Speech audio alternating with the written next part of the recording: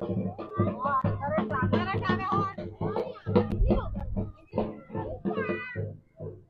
नडोल रे हमदला माते जको नदी रा दो बंट वे, एक तो जाए हजावा हेरिया, एक है अपर हमदला मातले। तो हमदला रास्ता माते एक नदी रा पोणी रा बराबर हिसाब से बटे पाकती एक कैसी लागोड़ी है, तो थोड़ो शॉर्ट सर्किट ने करंट लगा रो भी थोड़ो खतरो है। तो अण बारे में अबार में सरपंच साहब ने गयो तो बनोती बातचीत की दी है, बनोन कंप्लेन दी थी। तो वे कहे कि अगर थू थू गया तो वे तो एक सप्टी दूरो नहीं नोकू, लेकिन तो भी मैं रिक्वेस्ट की दी है कि जल्दी थी जल्दी बटे दूरो नोके ने रास्ता ने क्लियर करे।